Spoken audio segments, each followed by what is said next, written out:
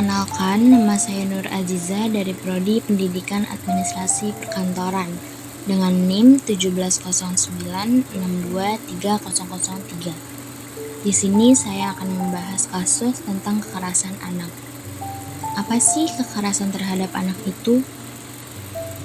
Kekerasan terhadap anak adalah suatu tindakan kekerasan yang dilakukan oleh orang dewasa yang seharusnya bertanggung jawab terhadap keamanan dan kesejahteraan anak. Baik itu kekerasan fisik maupun mental yang berakibatkan pada kerusakan atau kerugian lahir dan batin dan dikhawatirkan akan berpengaruh pada tumbuh kembang anak di masa depannya. Apa saja jenis-jenis kekerasan anak? Yang pertama, kekerasan fisik. Setiap tindakan kekerasan fisik termasuk memukul, menendang, memutar senjata, menggigit, membakar, memukuli, mengancam dengan benda atau senjata, dan pembunuhan didefinisikan sebagai tindakan apapun yang menyebabkan atau dapat menyebabkan kerusakan atau rasa sakit fisik. Ketika anak-anak marah, orang tua kadang-kadang merasa sulit untuk menangani perasaan mereka. Banyak orang tua hanya menggoyah hati mereka ketika anak-anak mereka berperilaku buruk, bertindak berkelahi dengan teman-temannya, dan perilaku serupa lainnya.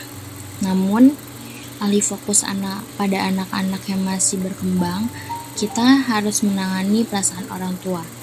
Orang tua sering berperilaku tanpa berpikir melalui konsekuensi yang ketika mereka kesal.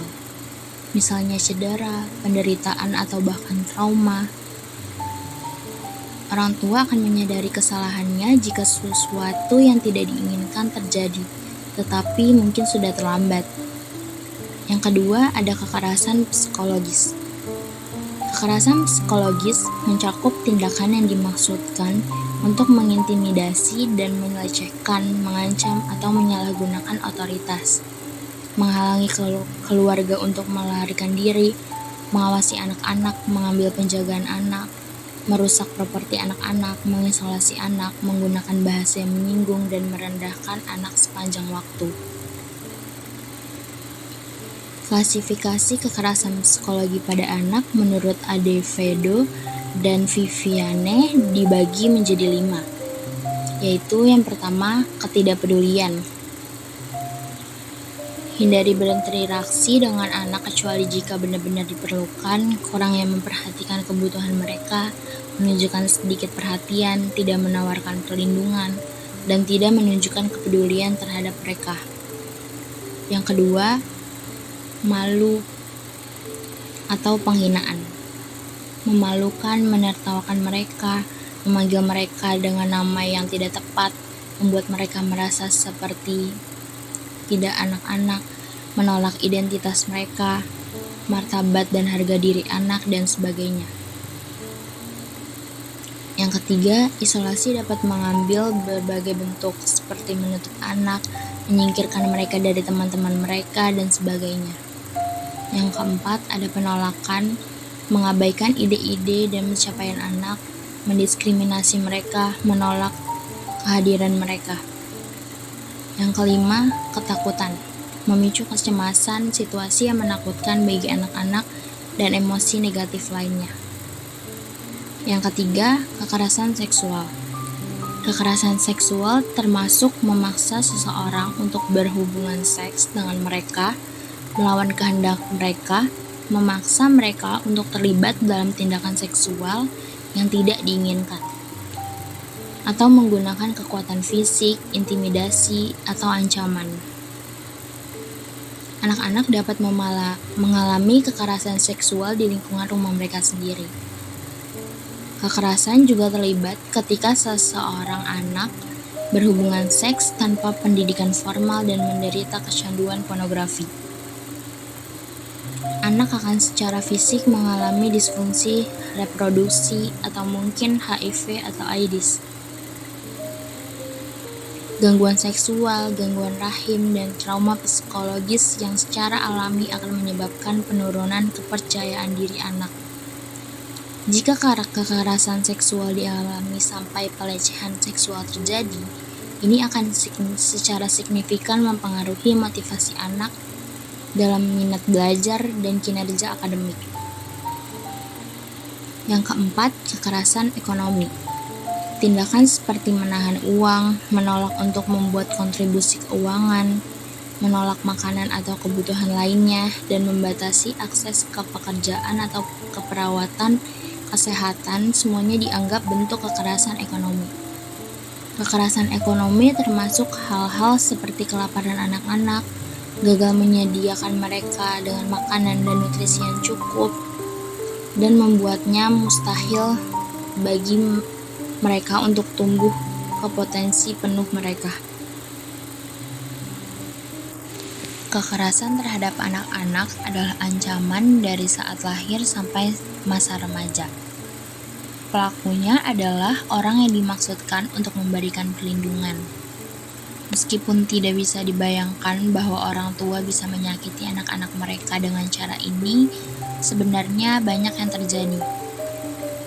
Stres, baik mental dan fisik, serta ketidakmampuan orang tua untuk mengatur emosi mereka adalah penyebab perilaku ini. Parental induced stress adalah stres yang diinduksi oleh orang tua didefinisikan sebagai penyakit mental atau stres yang dialami oleh orang tua.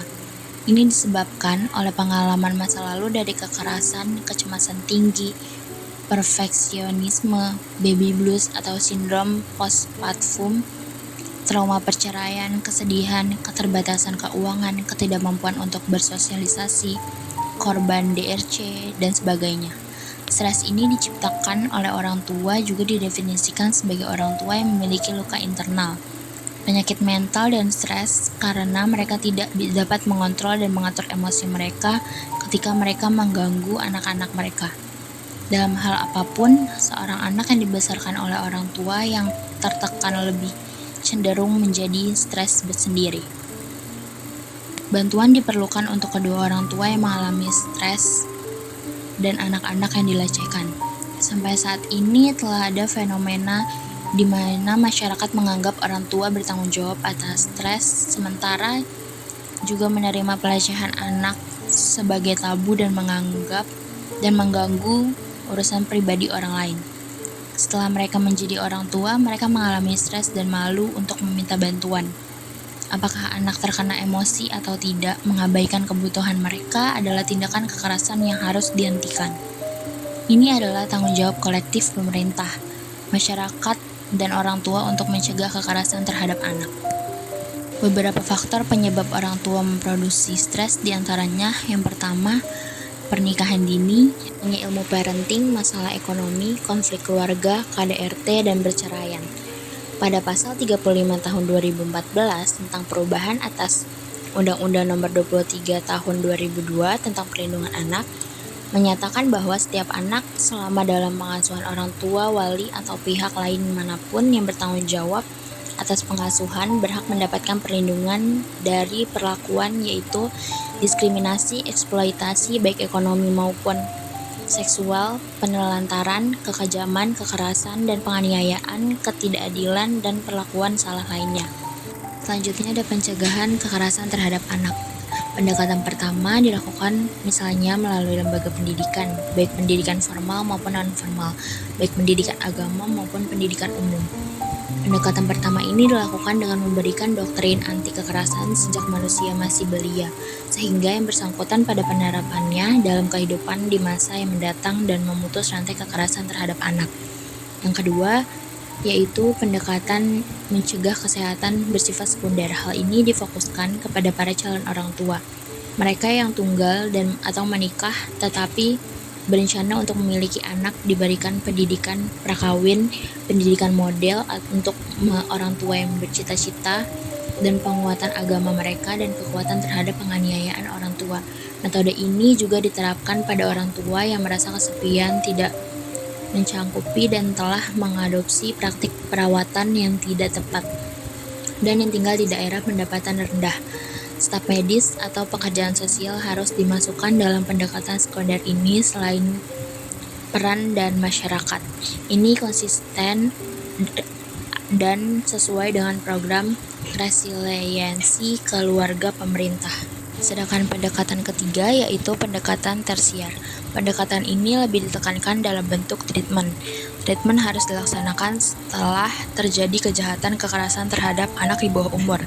Tujuan dari ini adalah untuk menghentikan pelecehan anak dari terjadi lagi dengan menggunakan teknik yang ditunjukkan kepada orang tua yang bersangkutan. Selain itu, tujuannya adalah untuk membawa kembali konflik antara keluarga dan menyatukan keluarga yang telah terpecah. Karena berbagai kehidupan, kebiasaan, dan situasi keluarga, menggunakan strategi ini tidak mudah. Proses konstruksi metode ini cenderung individualis dan subjektif.